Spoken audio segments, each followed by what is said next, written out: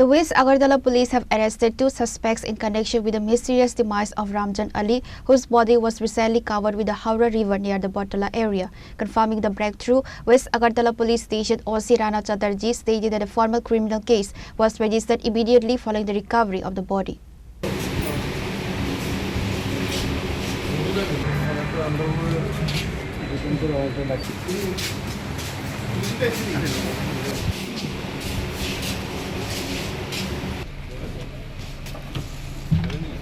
To ensure a meticulous probe, the case has been officially handed over to the officer in charge of the Battala Police Outpost, who is leading the investigation. Acting on concrete evidence and forensic leads gathered during the initial phases of the inquiry, police teams tracked down and apprehended 2 accused individuals.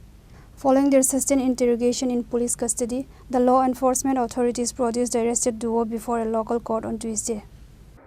এই বিষয়তে আমরা একটি FIR registry করেছি আমাদের police স্টেশনে এবং বটতলা আউটপোস্টের officer in charge sub inspector Subhajit Deb investigation করছেন এবং ইনভেস্টিগেশনে আমরা এভিডেন্স কালেকশন করে আমাদের এখন পর্যন্ত আমরা 2 জন অভিযুক্তকে আমরা গ্রেপ্তার করেছি আজকে এবং তাদেরকে কালকে আমরা আদালতে প্রডিউস করব। আর কি আছে তার সাথে সব কিছুই আমরা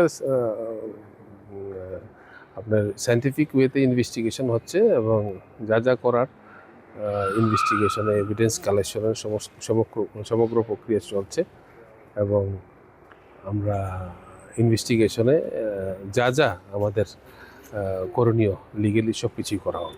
কি কারণে কেন এই ঘটনাটা ঘটেছে কি কিছু সমস্ত কিছুই ইনভেস্টিগেশনের মাধ্যমে আমরা বের করে নিয়ে আসবো।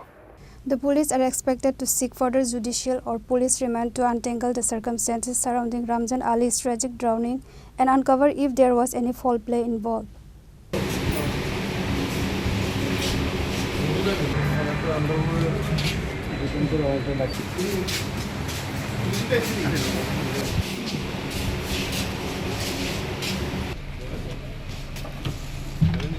Reported by Pranav from Agartala, Chini, Khorang.